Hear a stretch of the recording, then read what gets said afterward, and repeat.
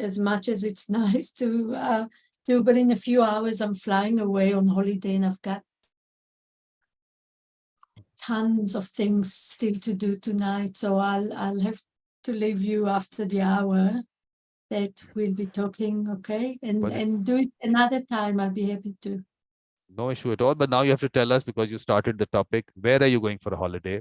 Tell us about that. That's more important. Me sitting on this chair, that's all I do. That's the only way I travel. I tell people, please send me pictures, because I don't think I'm going to be traveling. This chair is where it's all going to happen.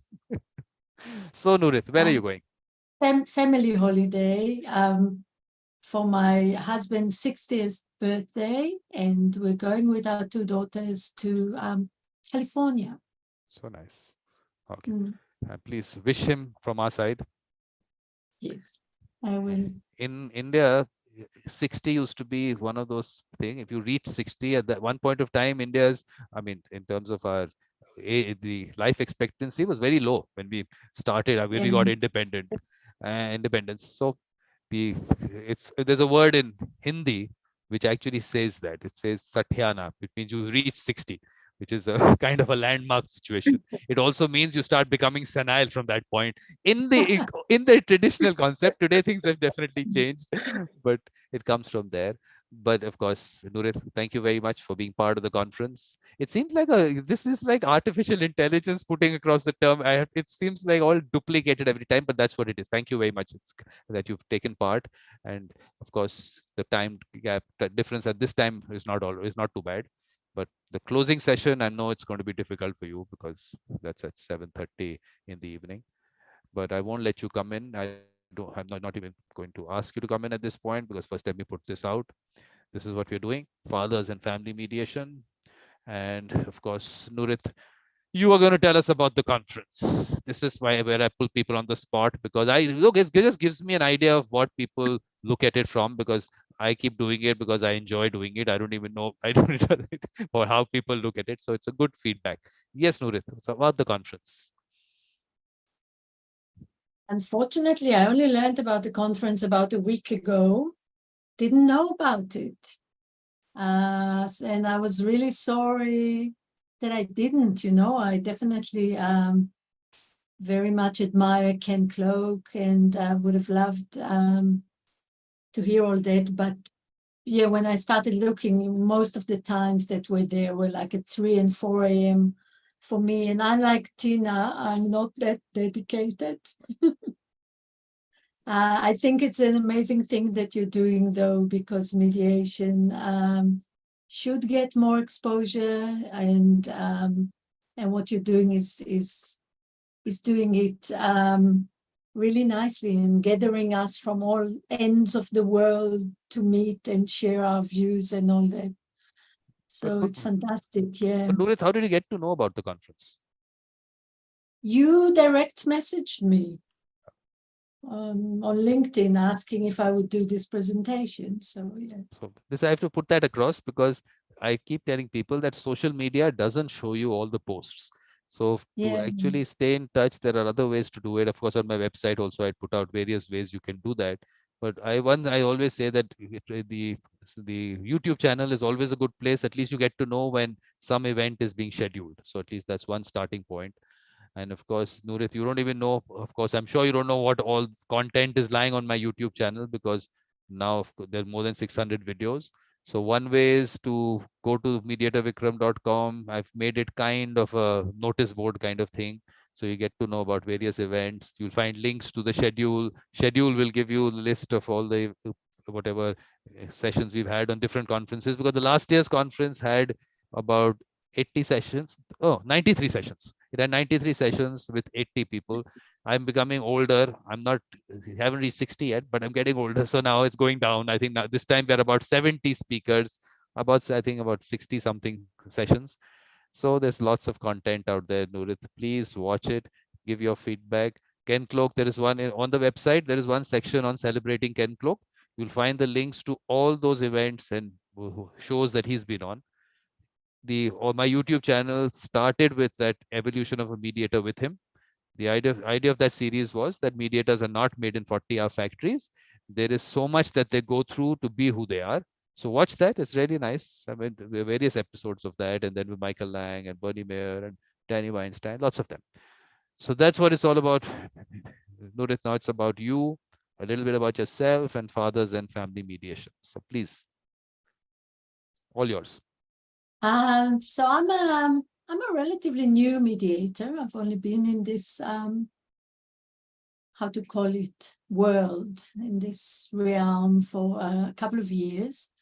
But I started by doing some research, and that's why I'm talking about fathers. So when I wanted to study mediation, and I didn't really have a pathway because in New Zealand, the only program that taught mediation just closed as I wanted to join. So I ended up doing a Master's of Law at the Law School of Auckland University, but I wanted to really get into the area of mediation, and I wanted to do actual research where I interview people. And I ended up, long story, but I ended up doing it about fathers and how they experience family mediation. And the reason that I ended up with this topic was that the biggest company in New Zealand that sort of has the contract with the Ministry of Justice here to do these family mediations told me that the majority of complaints that they get is from fathers who are really unhappy with their mediation and really complain about the mediator being biased in favor of their ex-wife and things like that. So they wanted somebody to dive a bit deeper into it. And my first instinct was, no way I'm going to research men, like I'm a feminist, and why would I do it about men and all that? But then I started checking, and I realized that very little research has been done over the last 40, 50 years since mediation started about men. There was a lot of research done about women because there was a thought at the beginning that women are going to be disadvantaged in family mediation because then they won't be able to stand up for their rights, in front of their husband. But this worry actually ended up being disproved. It didn't really happen. But yeah, nobody actually checked the point of view of men, of fathers. So I stepped into this uncharted land and ended up for 2 years sort of interviewing, researching, writing, and came up with something that attracted, to my surprise, a lot of attention around the world. So I've done presentations in the US, in England, in Australia, and in New Zealand, of course. And a lot of people told me that it actually really changed the way they practiced and changed the way that they see fathers in their mediations. So yeah, I was really thrilled about that. And if you'd like, I'll be happy to share with you some of my findings. Of course, that's what the session is about. But only thing, Nurit, you never say that you're a new mediator or yes, mediation world in that sense, yes, but you have the mindset. And of course, over time, that evolution happened. But if you came into that mediation world, as you call it, that mediation world is what? It's every world around you all the time in your family and everywhere. So you've been a mediator. It's not that you haven't been a mediator. So you're not new in that sense. So, yeah. Tell me, I'm just curious, do one of you sort of actually do you do family mediations at all, or do you deal with the different areas in mediation? I do. Look, I personally do largely commercial, very rarely family. Tina, I think, does. Tina, you do family mediation? I've done criminal, victim offender, and civil cases. All right. But I do have an interest in family mediation. So, I mean, I really appreciate that this happened to be next up. It's very important. Very, very, but it's difficult. I think it's probably the most challenging type of mediation. Just in my humble opinion. Tell me about it. Yeah. So if it's okay, I'll share my screen with you and go over. I'll probably skip over a few things because probably what I have there is way more than an hour, and we maybe have 40 minutes. So I will. Can you see this all right? Yeah. All right. And by the way, I also found mediators in presentations where I've done in conferences where it wasn't just family mediators. People told me that it actually helps them deal with men in their mediations, because I think there's a lot of insights into the men's psyche through this. So I hope you'll find that as well. Now, one of the things that, I always tell family mediators is that one of the things we often forget, that we live in the world where, the scholars call what's happening over the last 40 years the gender revolution. For the whole, lot of history of the human race, gender roles were very clear. Men went out to hunt, to work the field, to work outside and bring money home. Women stayed at home, looked after the children, cooked and all that. What's happening over the last, maybe 70 years is a whole revolution in these traditional roles. And one of the things that we, in a way we take it for granted. We think that, that's how it is now. But it's not, because we still, in our brain, in a way, the circuits are often still programmed with, thousands of years of evolution that doesn't change in such a short time frame. 70 years in terms of history is a blink of an eye. And it's important to keep that in mind, because I think it affects how people still have these automatic responses and automatic thinking of the traditional ways. And again, in different cultures, it's also very different, So that's important to keep in mind. So something that came out over these last 50 years is the new fatherhood ideal, where before, fathers, in terms of children, were only the providers and the disciplined figures, and were less sort of expected to have an emotional connection with the children. Now we have the new fatherhood ideal, where men are expected to be highly involved with the children and to do in a way, what mothers did for hundreds of thousands of years. And it's important to remember it's a new thing, and it's just sort of slowly evolving. The second thing that's important to remember, that fathers, even when they are highly involved with parenting, they parent differently than mothers. So observation studies that they do find that where mothers parent through caring for, in a way, the bodily needs of the children, cooking for them, washing their clothes, cleaning their environment, taking them to where the fathers choose to parent through emotional involvement with the kids and through play. So fathers play with the children, they would roll on the ground with them, they will have, conversations with them and all that.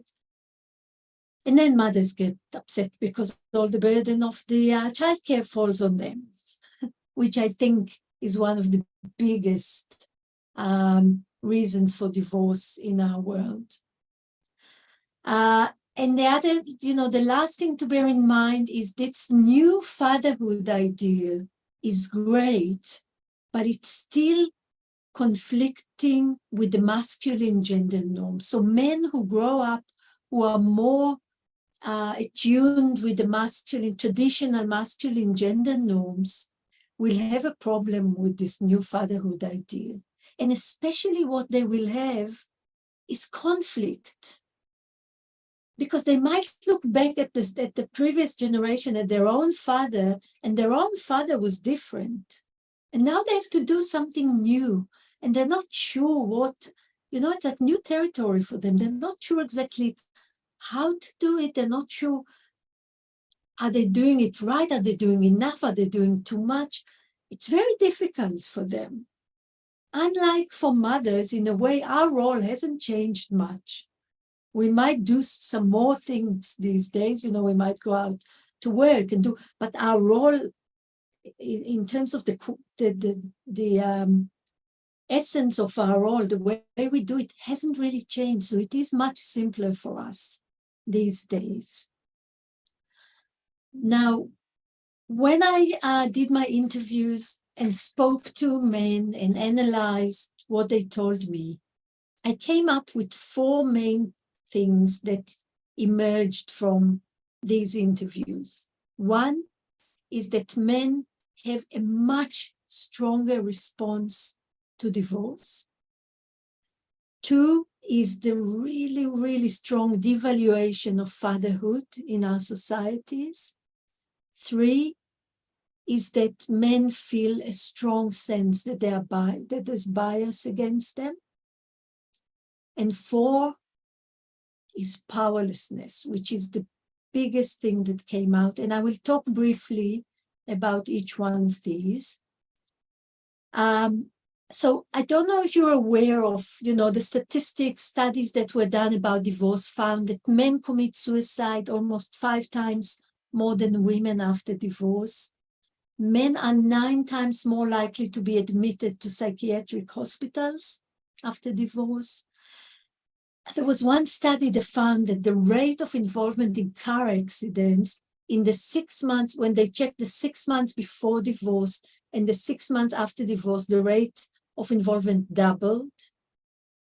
And men following divorce have much higher rates of physical illness. So autoimmune illnesses like cancer, things like heart attack, diabetes, all that is sort of sharply increases after divorce.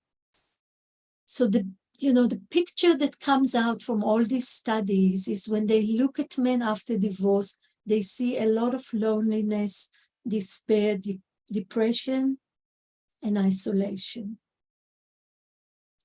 By the way, feel free to ask any question if you have one. I'm happy that you just jump in. Now, obviously, when you think, why do men have such a stronger reaction to divorce? Factor number 1 is that women initiate the majority of divorce. This statistics is worldwide. So, let's say Western worldwide. Most Western countries find that the majority of divorce applications are by women. So men usually are not the ones who initiate. Men are typically, whether they initiate the divorce or the mother initiated the divorce, in most cases, they're the ones who leave the home and are suddenly out there. And if they don't have, the financial means, often they have to sleep, on friends' sofa or go back to their parents' house. Or so they're kicked out of their home, where the mother usually stays with the children, which makes sense, of course, but it makes their situation quite difficult. Men typically don't have good support systems. And even men who have large group of friends, studies find that they don't share deep emotional pain with their friends. It's not acceptable. So they might go out to the pub with their friends, they might go out drinking or, doing things, but they're not going to tell their friends the truth about what's going on inside, which makes it really, really terrible for them to carry all this burden, like their world has fallen apart, and they have no one to share it with. Now, when I read a couple of books about the psychology of men, I found two things. One is that we socialize little boy to not show emotions, and by the way, baby boys are not born like that. Studies, when they study really young babies, they find that actually baby boys in the first 6 months of their lives are much more emotionally expressive than baby girls even.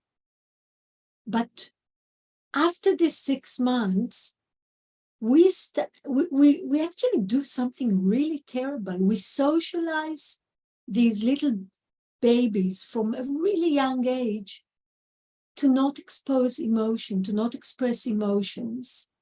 And studies show things, for example, that mothers to newborn babies hold baby boys further away from their body and hold baby girls closer to their body. Not even consciously, you know, we start programming boys to start blocking, you know, their emotions, not showing emotions, not being expressive. And these books about the psychology of men say that the only emotions we allow men to express freely is anger, pride, and contempt. Anything else is sort of frowned upon and is sort of not socially acceptable. So all that shows you that, you know, all these figures in the previous slide about committing suicide, about psychiatric hospitals, about physical illness are not by accident. It's because of all these aspects. Now,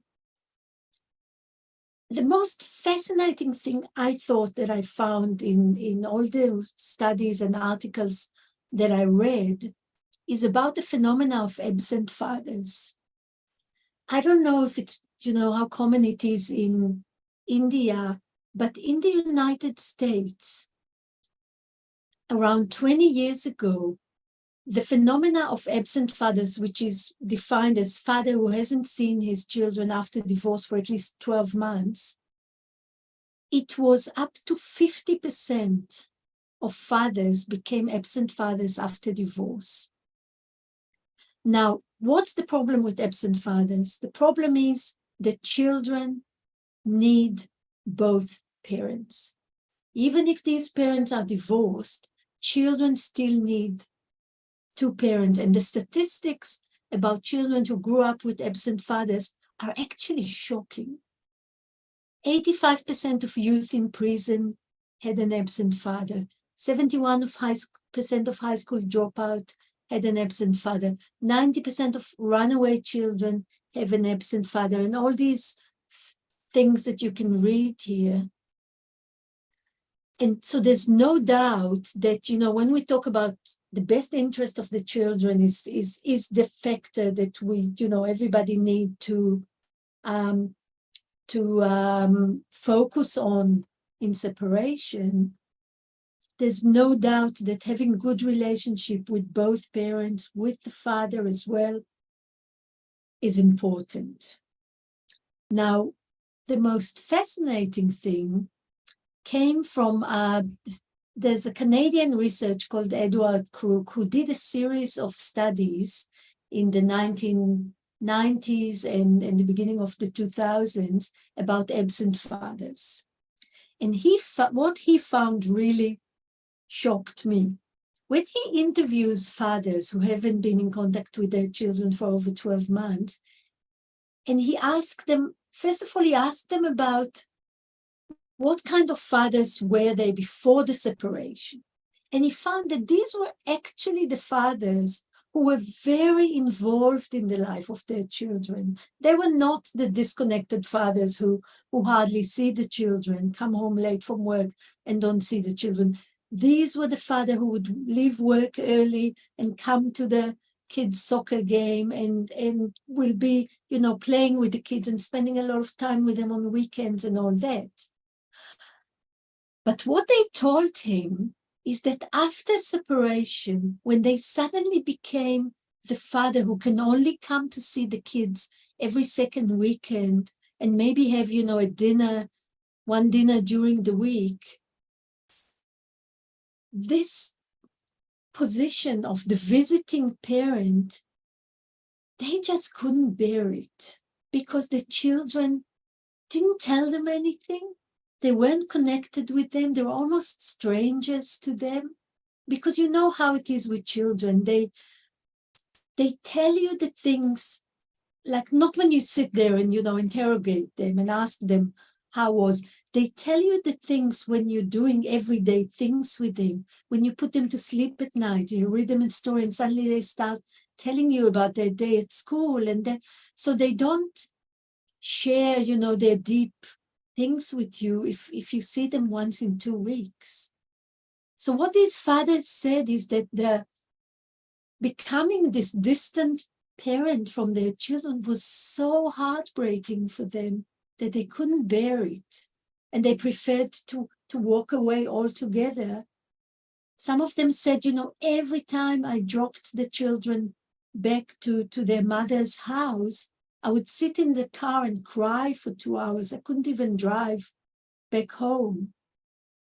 So this whole phenomena of absent fathers is not because fathers don't care, but because it was fathers who did care, but just couldn't bear this new situation that they're in.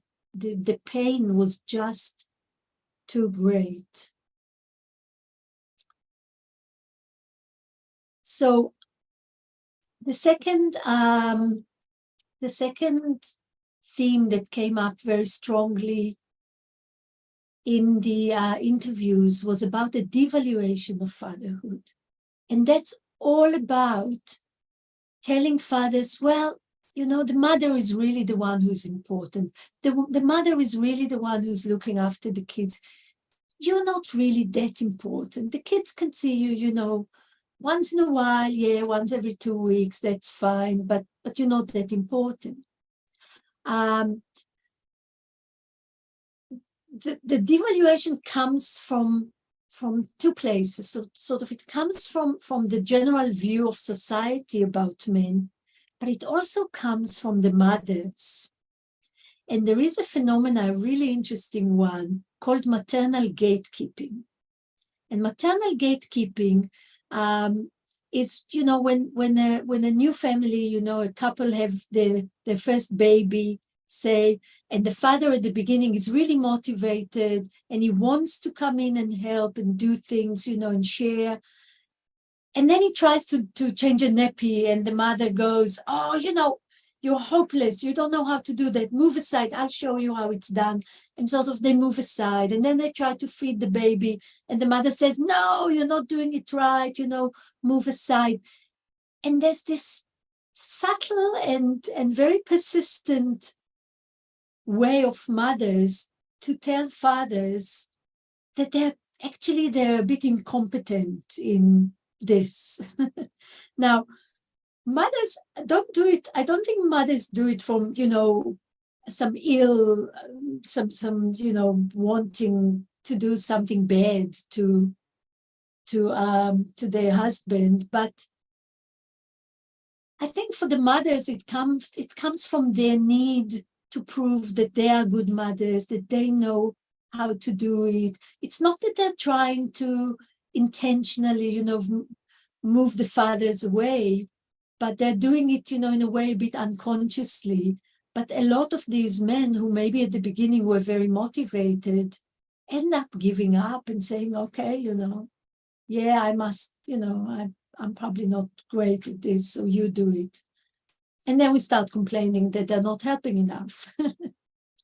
And then we divorce them because they're not helping enough. I think there's a bit of a vicious cycle there that, I don't know, that I see at least. So, and plus, all that is really adding to I spoke before about the contradicting and confusing messages that we give fathers, especially, really young fathers that don't have the confidence to stand their ground and say, no, I want to be involved.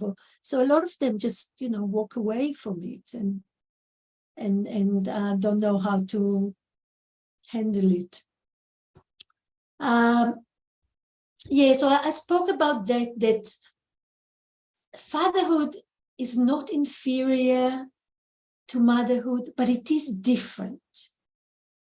And I think one of the things that, us as mothers need to do is to respect the role of the fathers. They give the children something a bit different, but something not less important, arguably playing with the kids and having conversations with them and all that.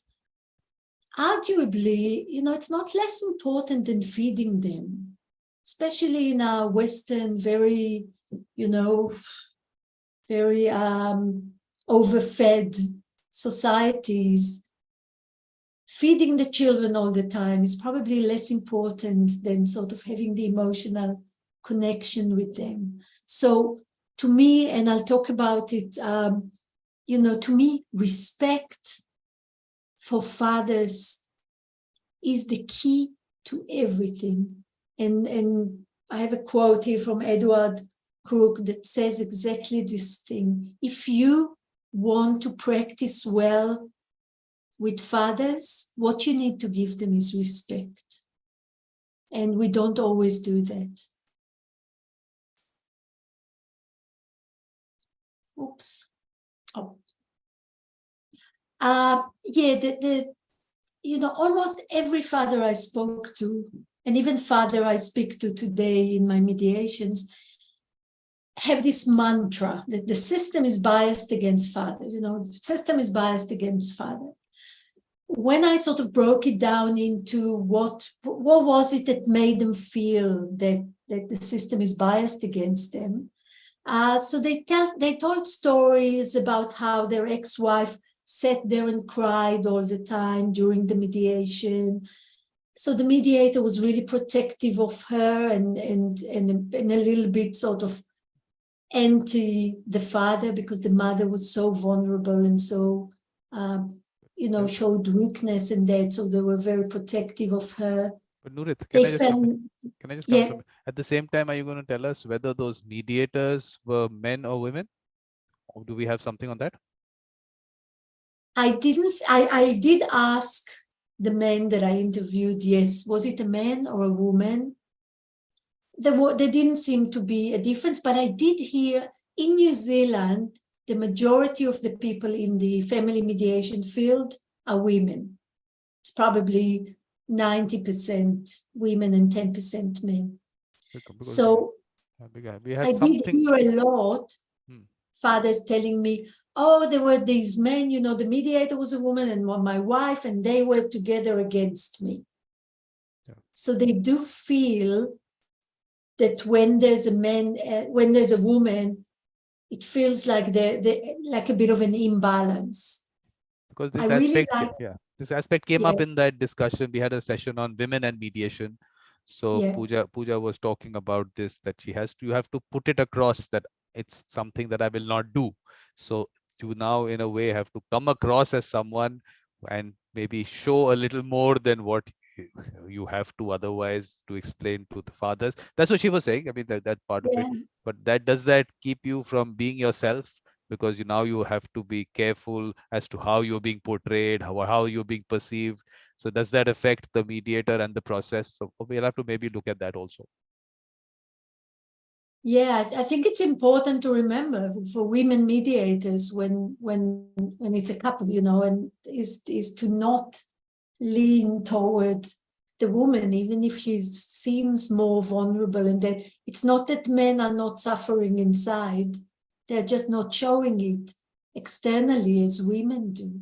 And actually inside, at least statistically, like I showed before, they're probably suffering even more than the woman. But they are taught to express their suffering, their emotion through anger. So they come across as angry. They come across as, contemptuous. Because I'm a little, because why I'm interested from the mediator's perspective is because to go through a process, you have to be yourself. And are you really yourself when you have to show something to someone to make them feel comfortable? I mean, I'm just thinking how it works, because I mean, maybe we have to get a male family mediator. Maybe we'll have them to talk. We'll have them talk about it. We'll have someone in the closing session. Maybe we can ask them, because it is something that I feel to be yourself is important.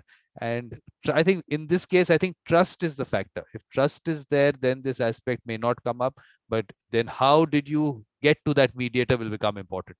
That did it come through a system where you did not really have a choice, or it just, I mean, you picked up from some panel somewhere. So do we really need more trusted mediators out there? How do we find that? Because that trust factor is important. So just some thoughts. And I think Tina had put her hand up. Tina, is there something that you wanted to comment on?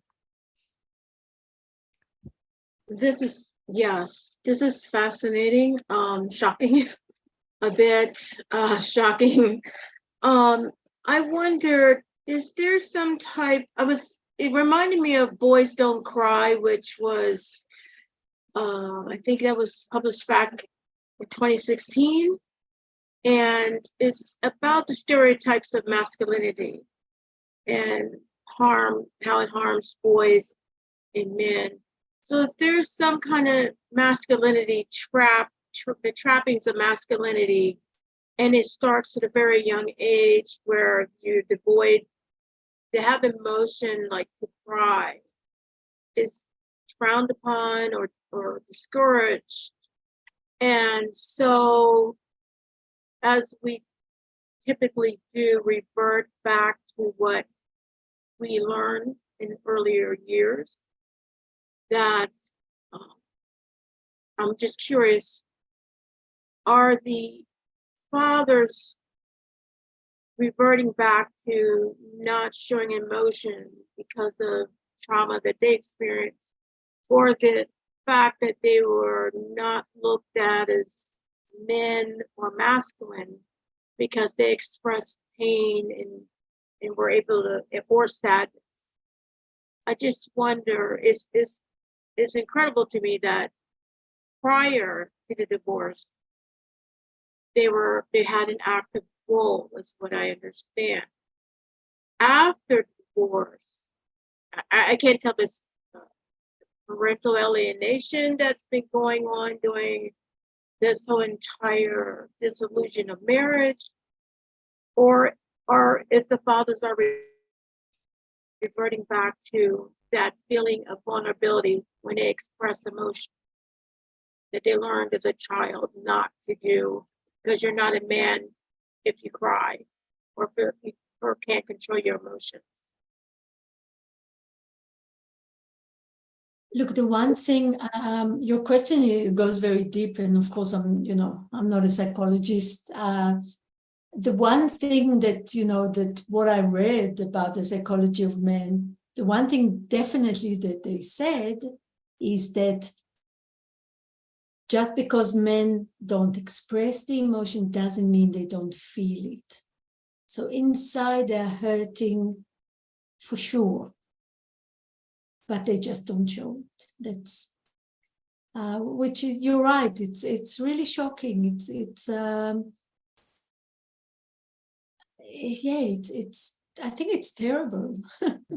I think maybe we have to go now more a sociology concept, that basically primitive societies, maybe you could not show your emotions. You were supposed to be the hunter, and you had to also maybe kill people in the process, or whatever, whether the communities progressed. So maybe showing that aspect would have gone against the basic concept of in some way protecting the community.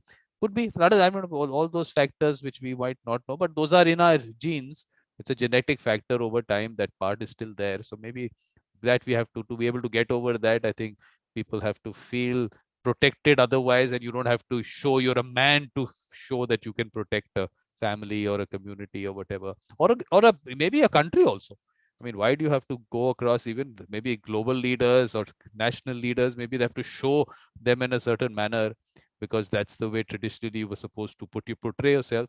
That I think maybe is a sociological issue which we need to discuss. We should discuss, Nurit. You have to discuss the psychology part. So Shavirya, you are the expert on men and their emotions and everything now. So you'll have to give us every aspect of it. The one thing I think is important, though, to make the distinction, they're not born like that. And it's not genetic, like it hasn't been, it's not like that because, men have more testosterone, they can't express emotion. The research clearly shows that we are born similar, but it's the socialization that changes, that we put these shackles on men, on little boys, on baby boys, after they're born, not before they're born. So, yeah, not that our society doesn't do horrible things to women too, of course, but they always, I always thought that men got the good end of the stick, and then women got the short end of it. But we are just getting, bad things differently, but we're both getting, we're both socialized into bad things. And yes, more equality and less restrictions on who we are and how we express ourselves will definitely be a good thing. All right, powerlessness. Powerlessness is my favorite thing because it was the strongest thing every man I interviewed said, and I have a few quotes here from their words, and all of them use the word power or powerlessness. And she sits in a position of power and says no, and you are basically powerless. They all used this word because powerlessness was their strongest emotion, like feeling during mediation. Now, it's true that it's because of the dynamics of divorce.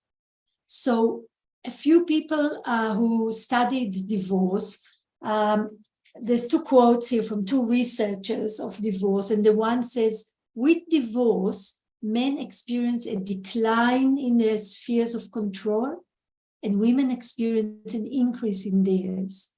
So typically within relationships, women have less power and men have more. And after divorce, this shifts. So obviously it makes men feel more powerless. And Smart and Neal, two British researchers, also said that in their research that they've done, men actually found the fact that they have to negotiate with their ex-wife for time with the children, they found it demeaning. So some of this powerlessness actually comes from the fact that they had privileges before. They had more power. They could control their wife, and then suddenly she's not under their control anymore. So some of this powerlessness, is like not justified. And it's sort of, it doesn't come from a good place, let's say. But why is it important? Nonetheless, like we could say, who cares, let them feel powerless, they deserve it. If they were controlling and abusive during a relationship, they can feel powerless. But what's the problem with that? The problem is there's something called the theory of reactance. And it says that people, all of us, have an expectation to control important outcomes in our lives. We expect to have, minimum control. And one of the worst experiences any of us can have is to feel complete lack of control. Like, when people are, kidnapped by terror, this lack of control is like the most horrible experience that we can have. Now, what Bram said is that a perceived lack of control leads to something he calls non-control distress. And non-controlled distress drives people to do dangerous things. It produces a lot of anger and desperate attempts to do whatever it takes to regain control. So when I hear, I don't know how it is in your countries, but in New Zealand, once in a while, I open the paper and there's a story of a father that came and killed his ex-wife and 3 children. Or there was a couple of years ago, a father who came to the car, in the morning where his wife and 3 young children were in the car. He poured petrol into the car and he lit them on fire. And then he killed himself. But when I hear these stories, these are stories about people who were in such powerless situation. The court decided against them, that, often they were violent before, during the relationship or something, and they decide they can't see their children. And they were completely powerless, which drove them to do extreme actions. And this is something we really want to prevent. We don't want fathers feeling powerlessness, because it does not lead to good things. So the Bay and Braver, who wrote about it in the context of divorce mediation, said fathers more than mothers are likely to initiate conflict with their ex-spouse when distressed about a perceived lack of control. Now, why is this so important? Because the two things, all the research about children after divorce show that the two most important things for children after divorce are having a meaningful relationship with both parents. So the one thing we want to prevent is the absent fathers. And the second thing we want to prevent is high conflict, which is what the powerlessness creates. So we want a low level of parental conflict, because when the parents are in conflict, the children are harmed. This is not good for the children. So as mediators, if these are the two things we need to keep in mind: keep the father in the picture and lower the level of conflict between parents. Now, this is something that obviously, when I give this lecture to lawyers and that, I make a big deal out of this, because what we do in family mediation, so, for parents who don't agree, they have two avenues. They have family mediation or they have the family court. Why is family mediation better? Because one, they find that in mediated agreement have more shared parenting than court orders. One of the things we try to do, and I try to do in all my mediation, is to rebuild trust between parents so they can co-parent and not parallel parent. I'm teaching people some non-conflict communication so that when they interact with each other in the following years, they're not going to go into conflict every time, but they're able to communicate with each other better. And we teach people that that's it, they're not partners anymore. I tell every couple that I deal with when they are just separated, I tell them, treat each other like this person is not, it's not your partner anymore. Treat them as if they are a colleague at work. You're not going to talk like this to a colleague, right? Because if you talk to a colleague like you're now talking to your ex-wife, you're going to be fired probably. So when you communicate, think about each other as colleagues at work. This is how you need to talk to each other, with respect, with manners. That's the only way that this is going to work. and creating an experience of empowerment, of course, which will give them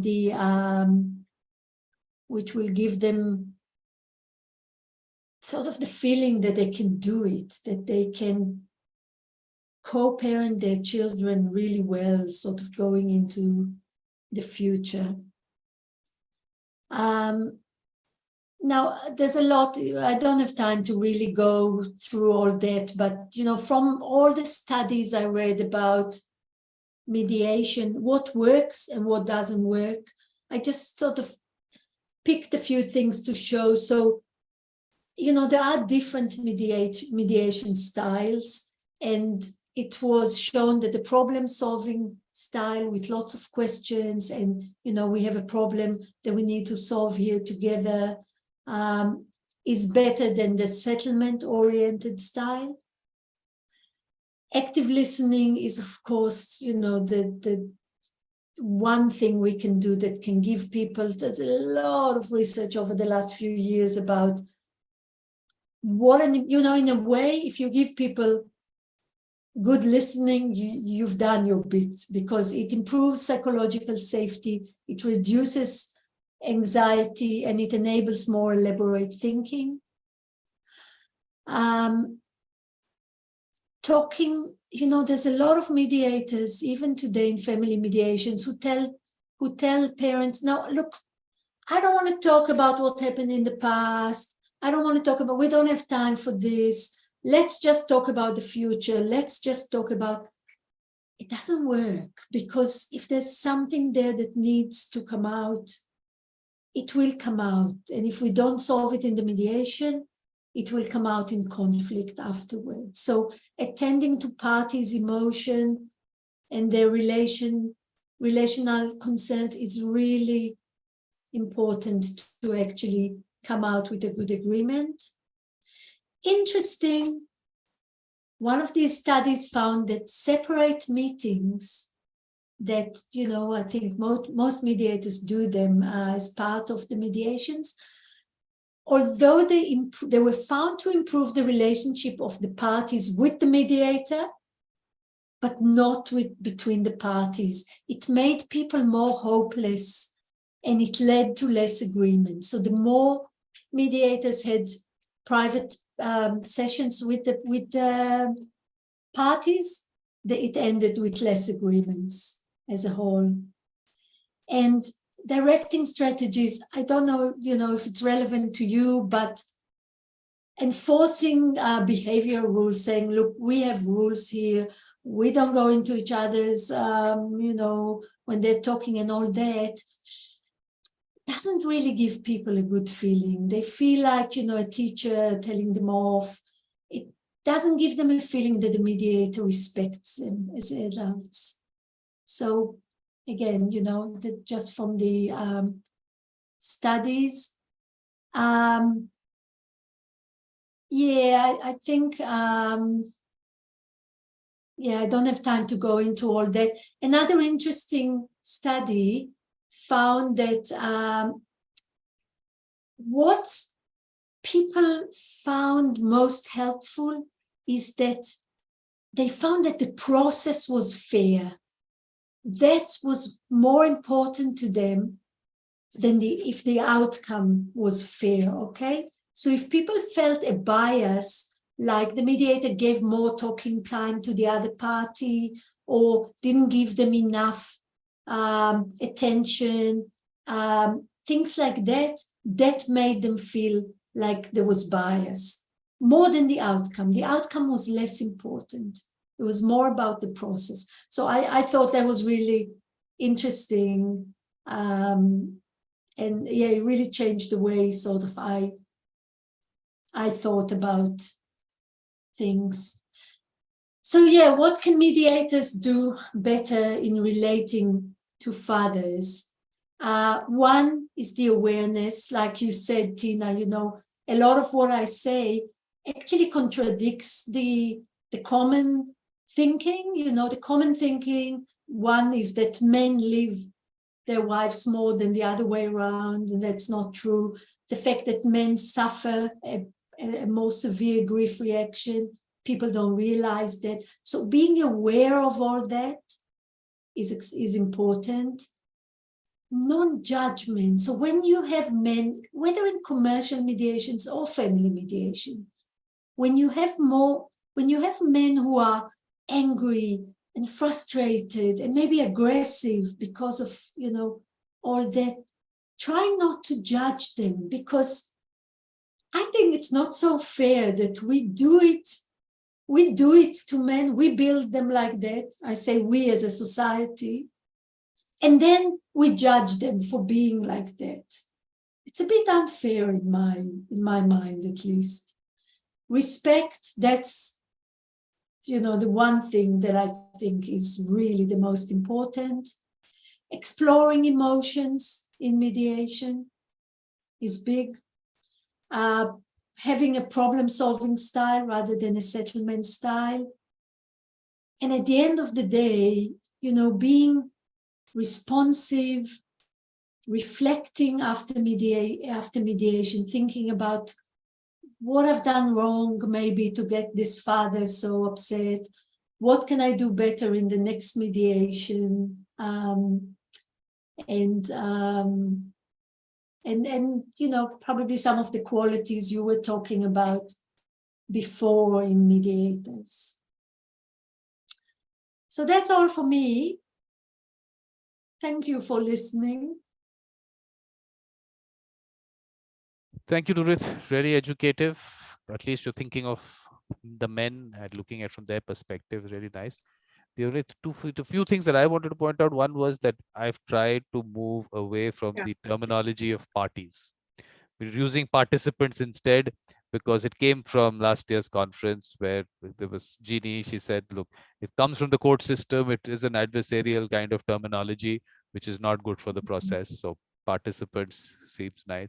We spoke about mediator neutrality. Look, neutrality is a whole debatable thing, whether the mediator should be neutral or not. So we are at a symposium on mediation, on neutrality and mediation. So please, if you have time, please watch that. It was really interesting. The other thing that came up was the aspect of reflection. So I'm creating these reflective practice groups with Michael Lang. Michael Lang is, of course, in reflective practice. He's, the man, let's say. So that is happening. So that's a very important part. But before that, let me just take out some comments. Chris, I don't know whether I'm pronouncing his surname right. Lahat. Chris Lahat. Yes. He's saying hi. Zain Joma says, for example, in New Zealand, I think that the presumption of being unsupported and not listened to are important factors too.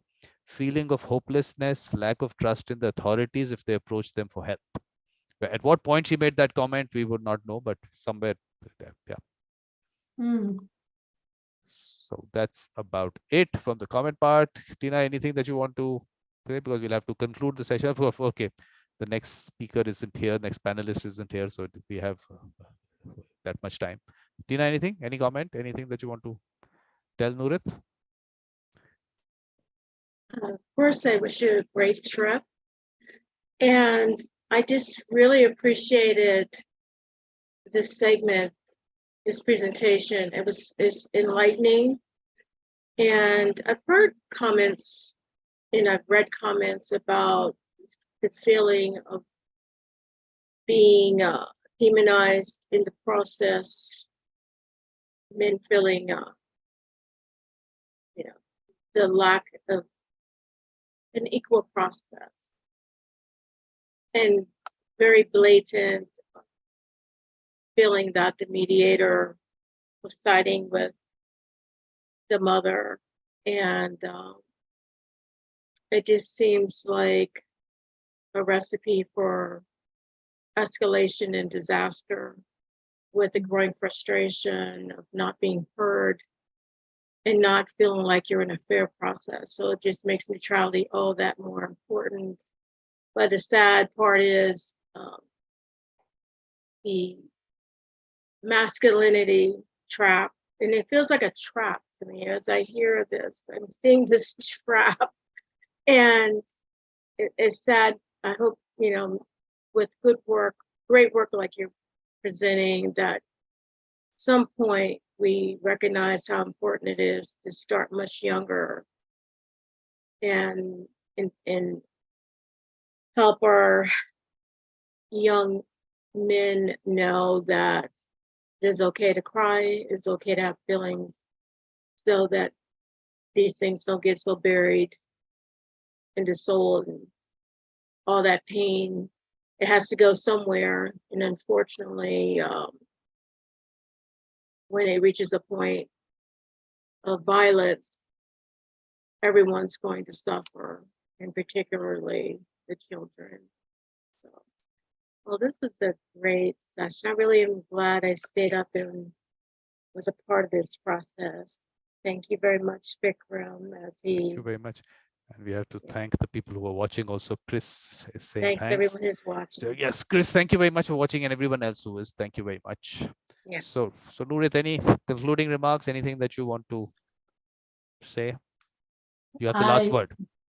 I really, really appreciate Tina staying up until like 3 a.m. for this.